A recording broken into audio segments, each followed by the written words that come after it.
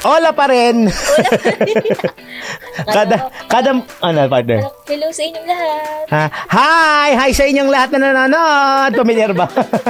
Pag napanood nyo to, yari tayo. Magandang araw po sa inyo. Narito na naman tayo sa isang edisyon ng Life Balance. Siya po si Gia Rafael na naghahangad na magkaroon ulit ng panibagong Tupperware ng Buko Pandan. Uy, hindi At siya naman po si Daryl Justin na manilibre ng din.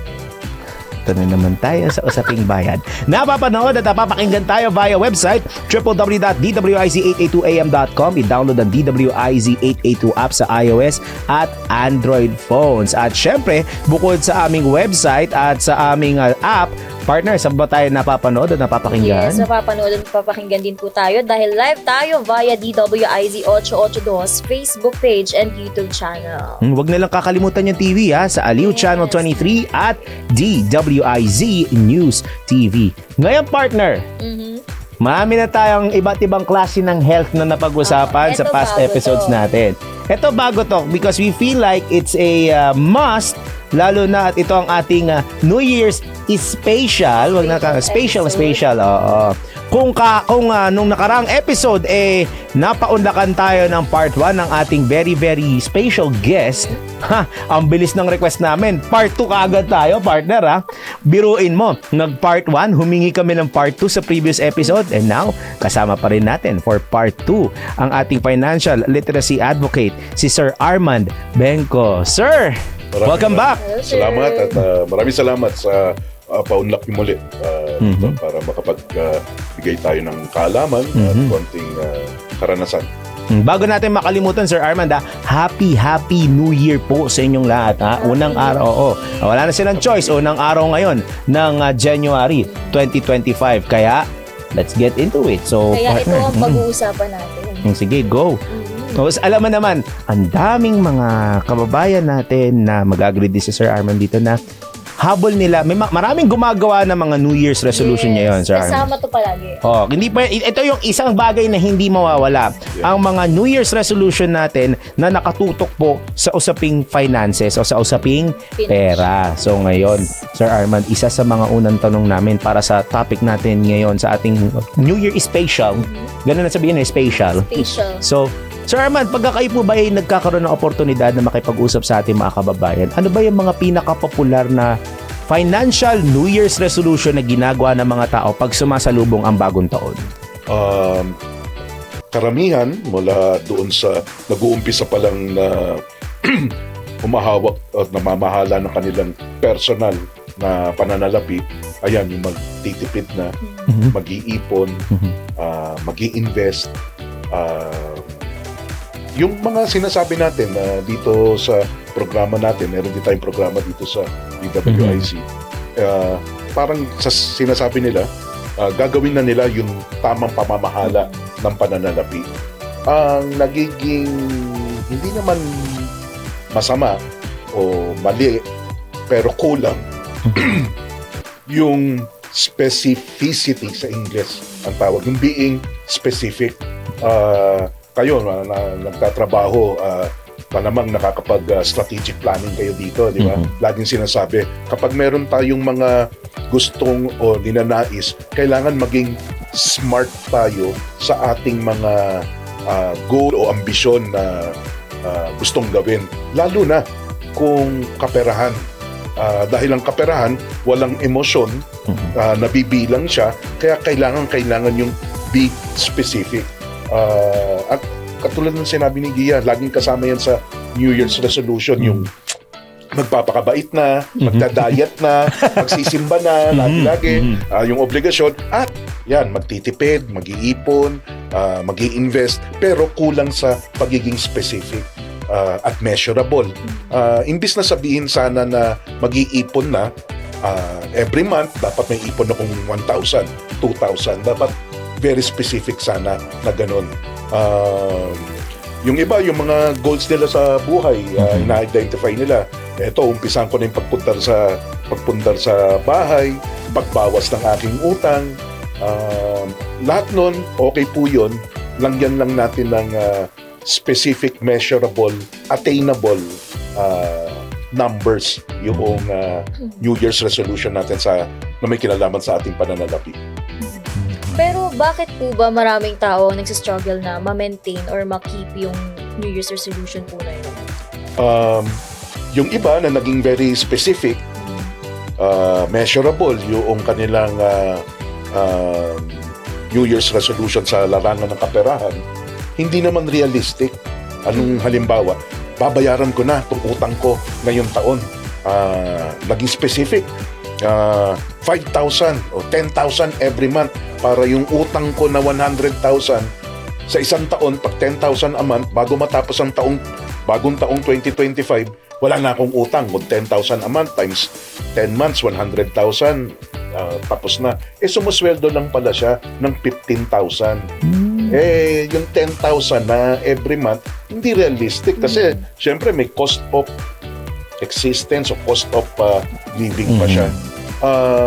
Actually, nung nakaraang taon, sa isang programa natin dito sa DWIC, sa Aliw 23, pinag-usapan yung ano kaya ang magandang paraan para sa New Year's resolution kasi lagi nagsa-struggle. Alam niyo ba sa Amerika may ginawang pag-aaral, miski na dito sa Pilipinas, it will most likely apply. All New Year's resolution, pagdating ng February, naiiba na, either iniba na o hindi na ginagawa.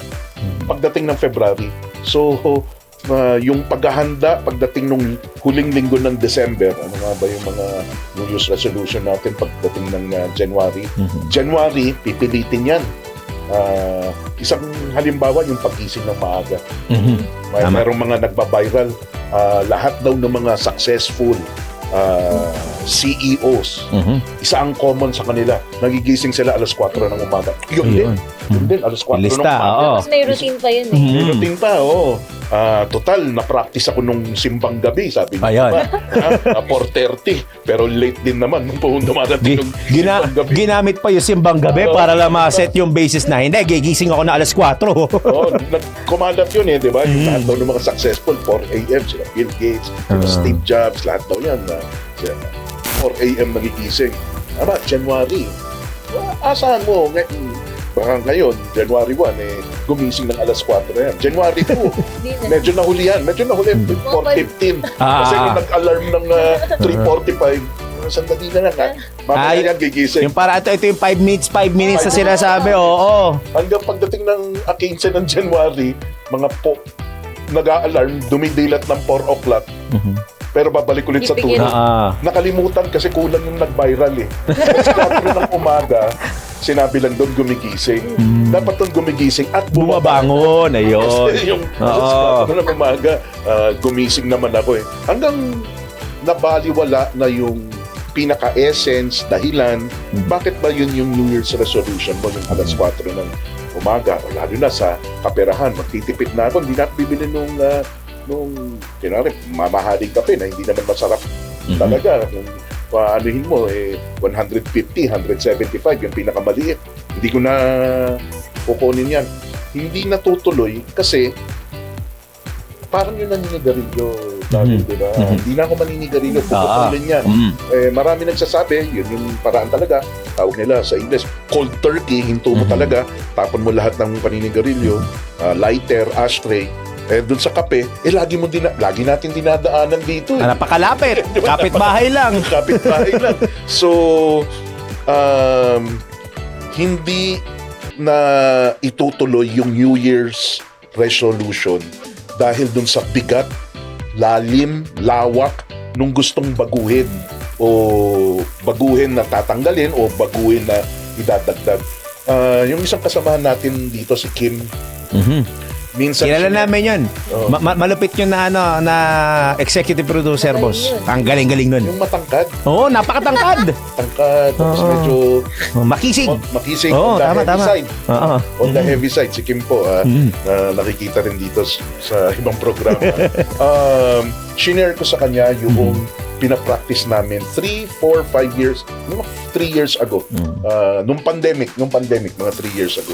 Hindi na New Year's resolution kasi nung naalala mo, nung December 20, tapos January 21, paano New Year's resolution? Nakakulong pa rin tayo sa bahay. napalitan namin, eto, credit sa mga anak ko. Dalawa lang naman ang anak ko sa misis ko. Wala naman sa iba. Safe. Pwede sabihin mo national TV. Hindi kami naghanda ng New Year's resolution.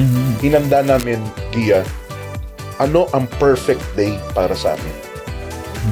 Tapos, tinaon namin sa January para realistic at attainable. Isang araw lang sa isang linggo ang aasamin namin na perfect day. Inuna namin Monday para bago pumasok sa trabaho, start of the week. Ano ang perfect day para sa amin? A perfect day, hindi ito yung nabili mo lahat ng gusto mo, natapos mo lahat ng gagawin. Perfect day yung pag natapos yung araw mo, umuwi ka, pagod ka, o uminit man ulo mo, may palpak man sa trabaho, o sa eskwelahan, yung mga iba nag-aaral. Ano yung perfect day na kapag tinanong ka, Gia, how's your day? Di ba? Pag tinatanong ng nanay mo, asawa mo, how's your day? Oh, that's perfect. Bakit perfect? Hindi dahil doon ka na-promote. Hindi. Yung sa regular na ginagawa mo, what is a perfect day? Asamin. Talagang by hook or by crook, dapat sa Monday, unang Monday ng taon, dapat to perfect day. Sigurado hindi siya magiging perfect day dahil ganyan ang buhay, di ba? Ready ka, gumising ka alas 4, doon ako gigising ng alas 4 sa perfect day ko at one day lang. So excited ako. 4 a.m., basa, magluluto ka, almusal, nawalan ng gasol. Ayun lang. O, perfect day ba yun? Hindi, ayun. Pwede mangyari yun. Correct. Bad trip naman, perfect day ko dapat to eh. Gagawa ka ng paraan kasi sabi mo, hindi, miski na bad trip to, dapat perfect day to eh. Gagawin kong paraan na perfect day to. Malamang hindi ako magluluto na, maghanap, piling pandesal, what. The whole duration noong 16 hours na gising ako, sigurado hindi lahat nun perfect. Pero mangyayari. Pasakay na ako ng jeep, hinihintay ko na yung grab ko, ang tagal. Di ba? Dumating, bulok ng sasakyan. Pero sinasaksak ko sa utak ko eh. Dapat perfect day. Kasi ito yung naset mo na perfect day. Ito Oo. yung perfect day. Di ba? Hanggang sa trabaho, may maganda, may palpak. Pag uwi mo, ganun din. Pagsalubong sa hapunan, uwi ka, inuwi ko yung gutom ko para tapos yung paborito ko ang hinanda ng commander ko. Tapos maliit timpla, sobra sa asim yung sinigang o walang asim yung sinigang. Pero dahil nasa consciousness ko, okay lang. Lalambingin ko pa rin yung naghanda, papasalamatan ko pa rin. Hanggang pag natulog ako, matatapos ang araw, dahil kahit anumang pangit ang nangyari, pinilit ko maging perfect day siya. And I will thank the Lord when I do my night prayers. Uy, it's a perfect day. February, dagdagan ko ng isa araw. Hindi Tuesday, Wednesday, para may pahinga. Okay. Diba? Kasi pag yung Monday, di ba, ang daming palpak, pero pinilit kong perfect day. Bukas ulit, ganun. Medyo mahirap yun kumpot, di ba? Tsaka parang kung ganun, Sir Arman, parang kung gagawin mo siya, kunwari February, Tuesday, tapos sabihin na natin, hypothetically, March gawin mo siyang Wednesday, parang mapapaisip ka, sandali, napagod ako ng Monday, posible to napagod ako ng Monday, isipin na it's a perfect day. Okay, so the following day, it's a perfect day again. So parang, Masistress ka. pagod ka, masistress ka pa. Yeah, So parang saan ka hahanap ng energy mo? Kasi may Para expectations makuha. ka dun eh. Kapag Oo. sinaset mo perfect Perfect day day. to. Tapos susunod-sunodin mo pang araw. Parang imposible rin kasi siya mangyari. Kaya ideal Pero ang maganda, kaya I strongly suggest, ito naman, kaya ko sinasabi to kasi kami, nung ginawa namin 3 years ago, sinunod namin kagad Tuesday. Tuesday, perfect day ulit nung pagdating ng February. Kaya ko nasasabi to na masa-stress ka, mapapagod ka. Kaya we are suggesting Wednesday. So Monday sa January, pagdating ng February, Monday, Wednesday. Pagdating ng March, MWF. Yun lang ang iset. There are 52 weeks. Ibawas mo na yung January, February, March. So may 9 months. 9 times 3. Tama ba? No. Times 9 4. times 4 weeks is, galing ba kayo sa math? 36. 36 times 3 days of perfect days. That is 108 108 of 365 days that you had perfect days. Di ba mas okay yun sa New Year's resolution ko, papapayat ako, baka pagdating ng February, pagod ka. Tsaka, di ba, may inutos si Boss Daryl. Sabi ni Boss Daryl, Sir Arman, meron tayong program na ganito. May iba yung ano eh. Pero kahit anong pasok, di ba, miski na Wednesday niya sinabi sa akin to, next month, February, sasabihin ko, hindi, pipilitin ko perfect pa rin. Ayusin at magiging maganda tong parang dagdag na utos o nakakapagod na ibibigay sa akin. At least, at the same time, nung sinuggest ni Sir Arman niya na kumbaga para lumalabas at take it one step at a time, take it one day at a time. Hindi pwedeng dire-diretso kayo kasi yun na nga, magkakaroon ka ng fatigue as you go along na parang sa New Year's resolution ng mga kababayan natin, directing it back to the conversation which is about finances, ipipihit nila yan hanggat maaari na ang puntahan is hindi sabi ko magtitipid ako tapos time bound, tama naman, time bound, magsiset ka ng goal kasi na kung saan siguro dapat by June at least 30% of kung ano man yung earnings ko meron na ako, pero magkakaroon ka ng hard time kasi gaya nga sabi ni Boss Arman ganina okay, January, eto. Pero minsan hindi pa nga umaabot ng isang buwan. Minsan isang linggo, 2 linggo pa lang, nagkakaroon ka na kagad ng evaluation na, kaya ko ba? Oo. Diba?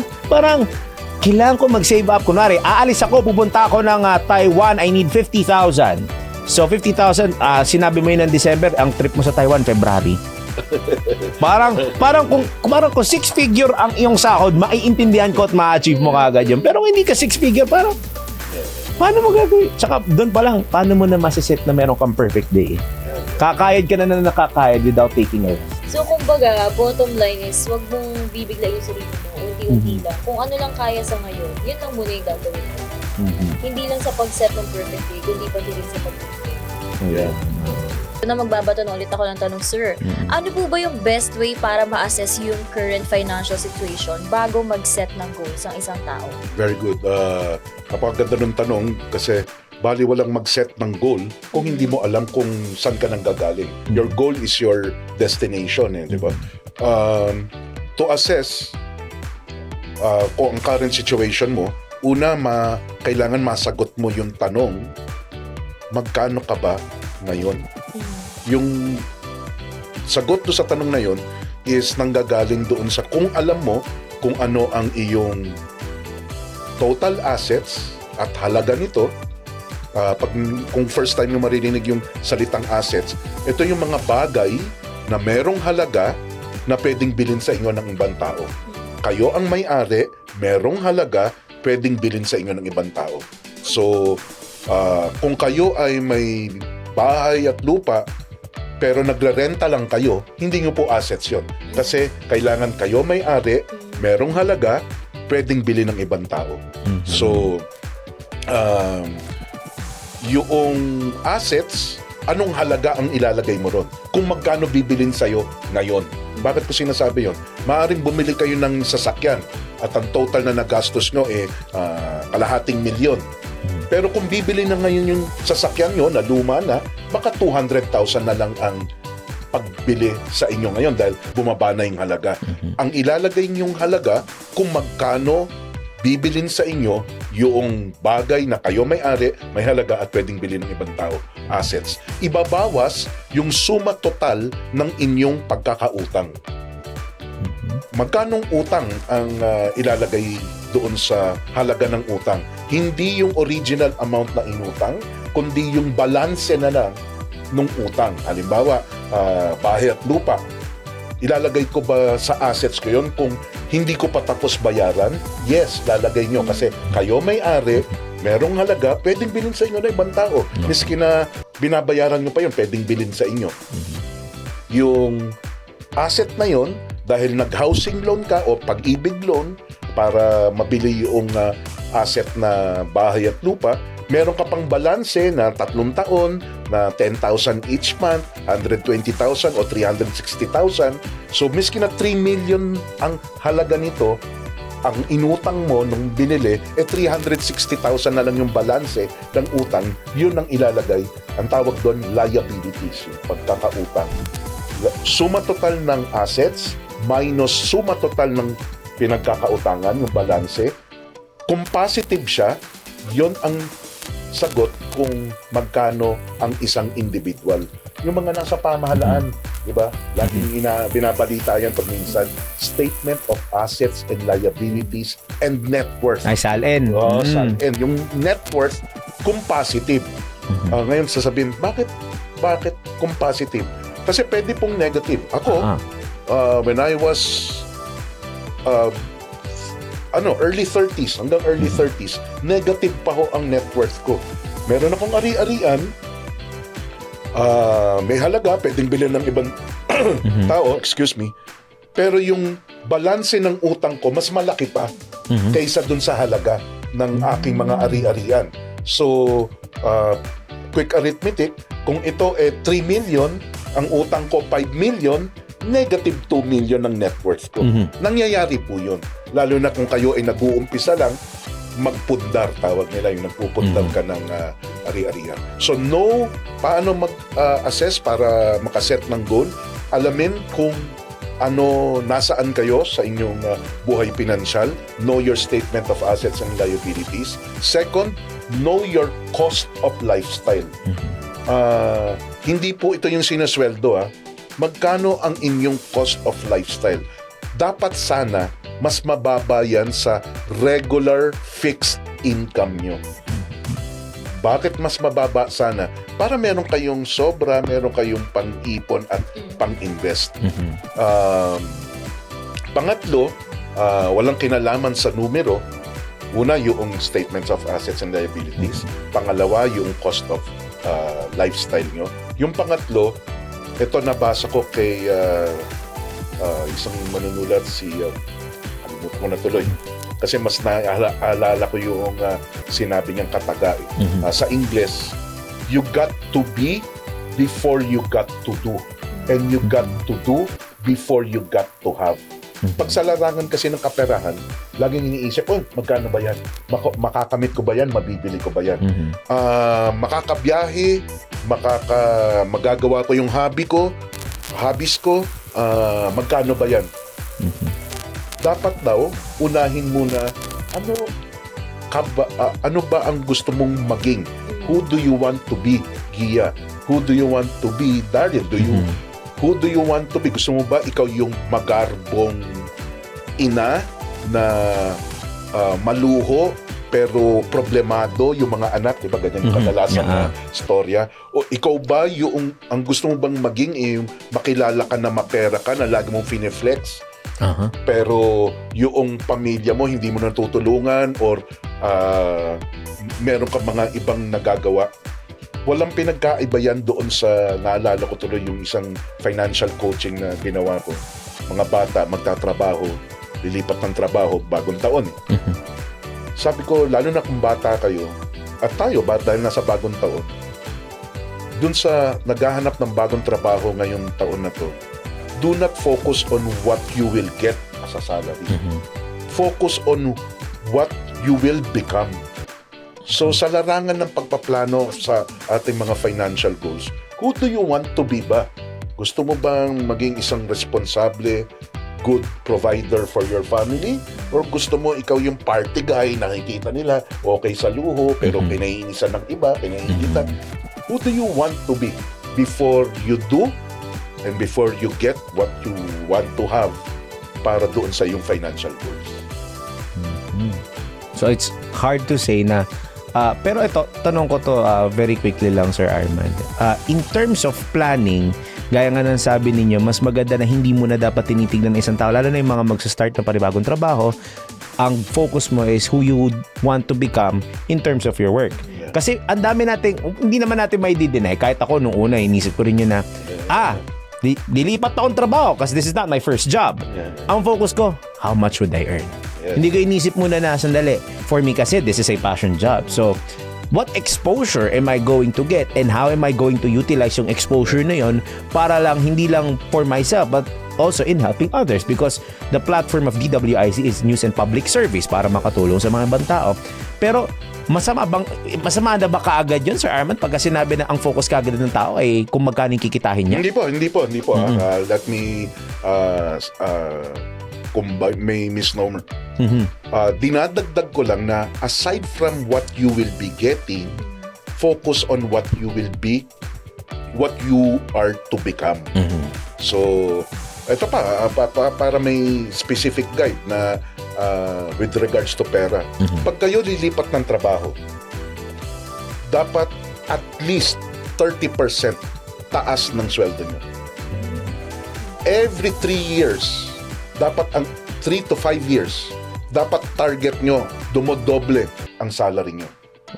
So, kung gusto mo ng pera-pera at numero, pag kayo naglilipat ng trabaho, dapat 30% tumataas yung sweldo nyo. Tapos, kadikit din, siyempre, may medium-term planning ka. Every 3 to 5 years, dumodoble dapat sweldo mo. So, maaaring hindi mo nakamit, nagtatrabaho ka, unang taon, pangalawang taon, pangatlong taon, doon ka lang na-promote, na 10% increase lang. Sabi mo, lilipat na lang ako. Dapat yung lilipatan mo, 30% mas higher doon sa pinanggalingan mo. Yun ang unang benchmark. Lalong-lalo nang wag mas bababa, di ba? Kasi, di ba, nung una tayo naghahanap ng trabaho, anong unang tinitingnan? Hindi. Nung nagre-recruit sa atin, miski na tapos tayo ng kolehiyo, miski na mataas ang grado natin, anong sasabihin sa'yo? Anong work experience mo? Diba? Yung mga bagong graduate, naku, wala akong chance. Kasi bagong graduate, eto, 3 taon ka na nagtatrabaho. Kaya dapat yung alok o sa sweldohin mo, 30% higher. Kasi experience ka ni. Meron ka ng kaalaman na napulot mo. Kung kahit saan man yan, the mere fact that you already know how to work, meron ka na, for sure, one way or another, meron ka na na-gain na knowledge and expertise eh. Yeah. So, dapat andun na yun. Kaya, kasama rin sa pagpaplano sa bagong taon, kung kayo hindi naman lilipat ng trabaho, dapat maalam kayo dun sa trabaho. Ano ba ang pwede kong madagdag na skill, madagdag sa akin na responsibilidad, para later on may karapatan na kung humingi ng increase, di ba? Kasi yung iba, paano kaya nakakaya humingi ng salary increase eh? Ba't ka naiiya? Siguro ikaw mismo hindi mo alam na nakakadagdag ka na doon sa kumpanya, doon sa negosyo and all, no? So kasama yan sa New Year's resolution, New Year's planning na may kinalaman sa pera.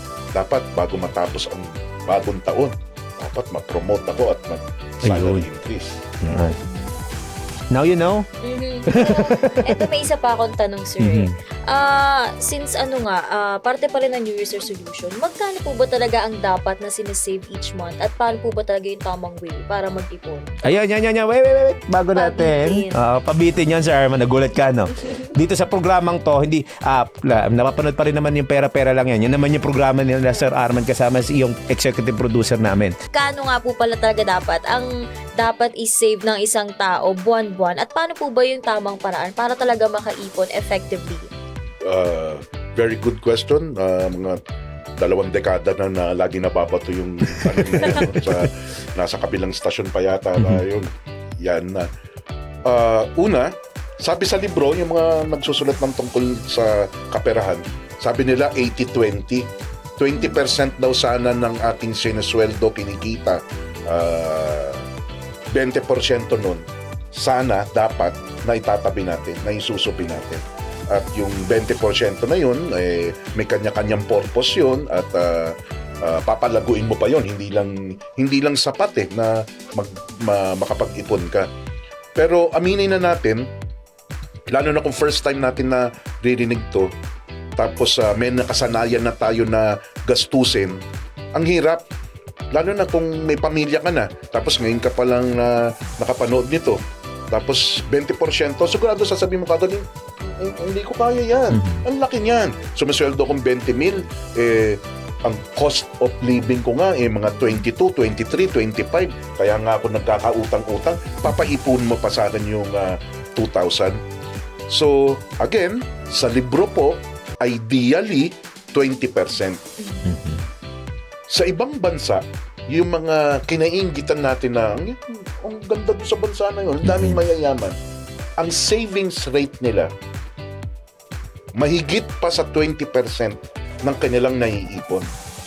Ang mga mayayamang bansa na mas maraming mayayaman na mamamayan, mas malaki ang naiipon nila. Ngayon, bago tayo mamiloso po, baka naman kasi daan-daang libo yung sinusweldo kita, nila, oo. pinapita nila. Yes, daan-daan, mas malaki sa atin, pero nag-umpisa rin sila doon sa mababa. Yun hindi rin mapagkakaila. Now, paano nga kung first time natin naririnig to, may nakasanayan na tayo, parang kulang pa nga ang sweldo, paano tayo makakapag-ipon? Kailangan ba mag-ipon? Well, yes, kailangan mo pa rin mag-ipon. Kapag sa 5 activities ng pag-manage ng personal finances, earn, plan, save, spend, invest. Kung ang nagagawa mo lang ay earn, spend, earn, spend, earn, spend, kasi nakakatamad mag-planning, sinusulat yun. Oo. Ipon, hindi ko nga kaya yan. Investing, nakakatakot yan. Ang daming scam eh. Oo. So, earn, spend ka lang. Mapuputol po yan. Magkakaproblema kayo. Mamimiligro kayo sa buhay. Kailangan yung 5 na yan magawa. Including pag-iipon. So, paano ako makakapag-ipon? Punta na tayo sa minimum wage earner. Para siguro naman, pag nag-umpisa tayo sa minimum wage earner, yung mga sumasweldo ng 40,000 pero hindi pa rin daw sila makaipon. Ba't yung minimum wage earner? Ang minimum wage earner, 15,000 a month. Paano siya makakaipon? Dapat ba siya mag-ipon? Yes. Paano siya makakaipon? Effectively, sabi ni Ma'am Gia, i-automate nyo yung pag-ipon. Anong ibig sabihin ng i-automate? 95% ng sumusweldo na Pilipino dinadaan sa bangko. ATM, di ba? Kaya nga may sanla ATM pa eh. Pumunta ho kayo dun sa bangko na kung saan yung ATM payroll nyo. Makipag-usap kayo dun sa bangko at kumuha kayo ng ADA. Ano yung ADA? Automatic Debit Account. Bawat pasok po ng pera, kayo magsasabi, 500 pesos, ipadala mo na dito sa pangalawang bank account ko. Mag-o-open kayo ng pangalawang bank account. Yung pangalawang bank account, mag-open kayo sa probinsya, yung mahirap yung puntahan, walang ATM. Yung gano'n, yung taga saan ka, Ma'am Gia? Cavite po. Nandito ka sa Metro Manila. Doon sa Cavite, doon ka rin ba umuwi? Opo. May kamag-anak ka ba sa Bulacan?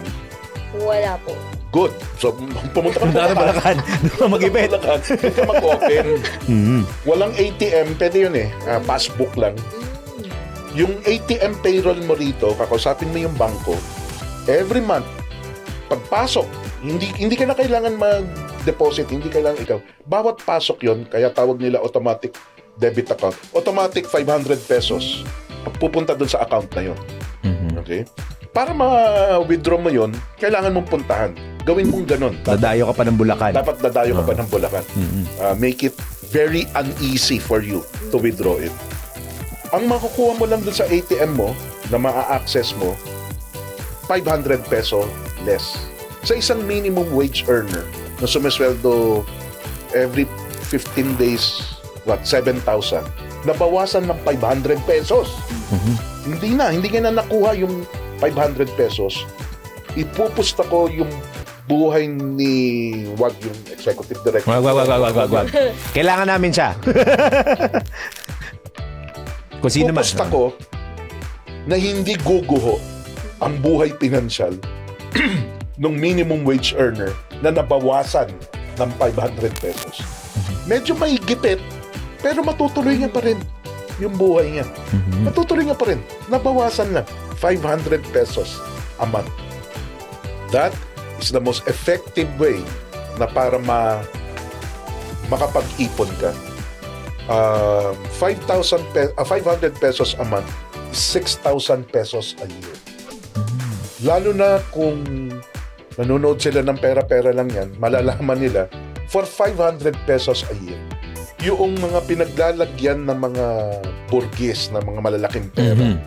For that small amount, 500 pesos, pwede ka nang bumili ng shares ng yung malalaking kumpanya na naririnig mo rito. Ayala, San Miguel, etc.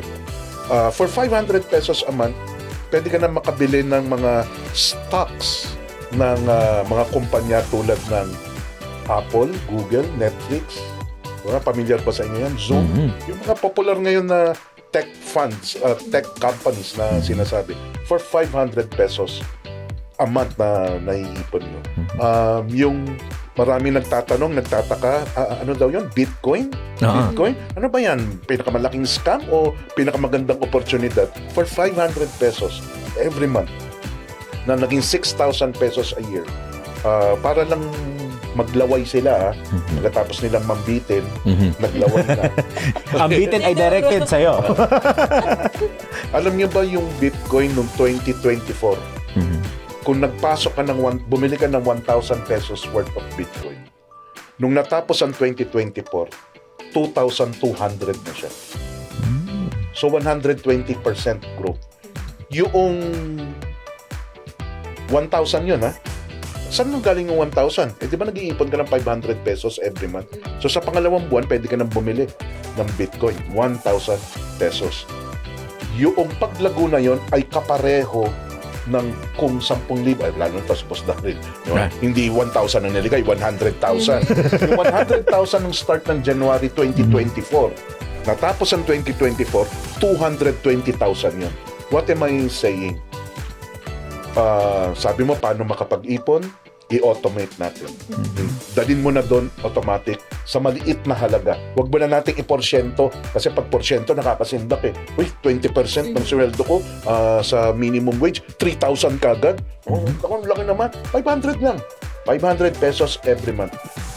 Tapos ilagay nyo sa pwedeng magpalago para makita nyo na may saysay pala.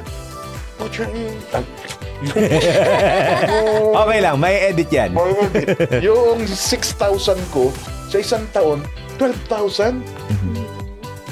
Now you get to form a habit, a winning habit, and a winning happy habit.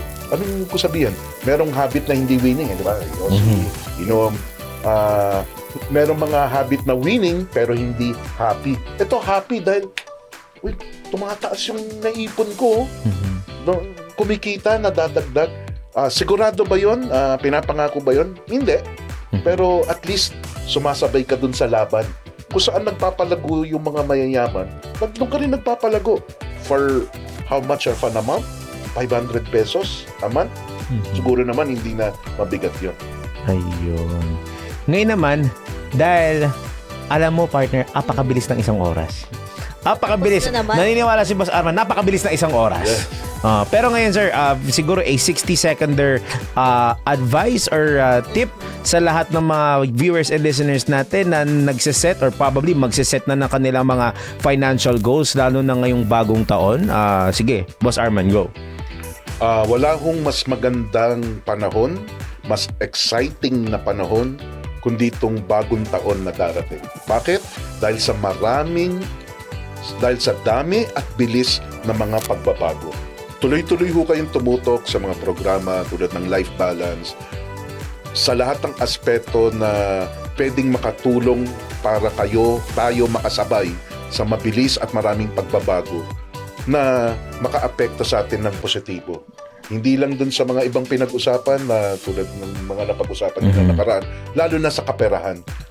Aminado naman tayo na habang nabubuhay tayo, kailangan natin itong financial resources. Pero napaka-exciting po ng panahon ngayon, ang kailangan lang kaalaman. Ang may iwanan dito yung kulang sa kaalaman. Kaya dahil nanonood po kayo rito, congratulations na sa inyo and good luck. Sana po tuloy-tuloy kayong manood, makinig, matuto at i-practice kung ano yung nakikita dito. Subukan nyo pong gawin yung mga naririnig nyo po rito. Hindi naman po ito ikasasama nyo. Ayun. Boss Arman, hindi ito ang first, Hindi rin ito ang second.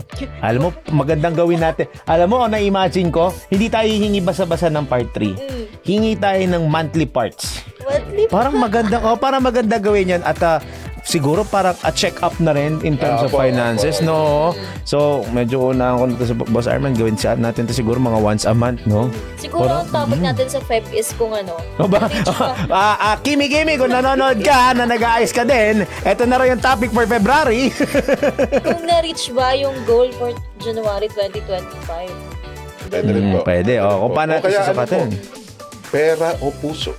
Uy! Pwede. Oo Ay, nga, oo nga, kasi oo nga. marami tayong mga kababayan na laging all out pagdating sa relasyon, Ayan. pagdating sa pagkuha ng kanilang minamahal sa buhay. May diin talaga, no? All out silang gagastos. Hindi, wala naman. Sinasabi ko lang. Ayun. Pero maganda yan, ha? Meron na kayong aabangan pagdating na end of January, ha? Maganda yan, ha? Inunod natin yun. Pera o puso. Parang palaro no? Gawa tayong game show dito, no? Sir Dennis, alam mo na, may magandang idea sa game show. Bibitinin muna namin kayo sa Usaping Finances, pero Boss Arman, maraming salamat. Hindi lang for life balance, ha? Sa lahat ng mga programa na meron ang DWIZ at Aliw Channel 23, one call away lagi si Boss Arman para bigyan tayo ng kaalaman at karagdagang tips and tricks. Boss, wag ho kayo mananawa sa amin, ha? Po, lalo na pag nandyan si Sir Dennis Antenor Jr. Of course. Ayan, maraming salamat ulit. Boss Arman Benco, ang aming financial literacy advocate. Parang taga dito na, taga-aliw talaga to si Boss Arman, ang aming resident financial literacy advocate. Abangan ang mga monthly parts namin sa Usaping Finances. O, di ba? Wala na sila magagawa. Sinabi na namin yon on air. Ayon, partner! At dyan na naman po nagtatapos ang inyong bagong 6pm habit sa DWIZ, ang Life Balance. Huwag po ninyong kakalimutan na saluhan kami gabi-gabi, ha? Hanggang 7 po yan. Meron din weekend, syempre. Malalaman nyo naman yung schedule niyan. Available yan online. At mapapanood at mapapakinggan ng Life Balance sa DWIZ 882 Metro and Mega Manila, DWIZ News TV, Aliw Channel 23 nationwide, at sa social media platforms via live streaming worldwide at netwide.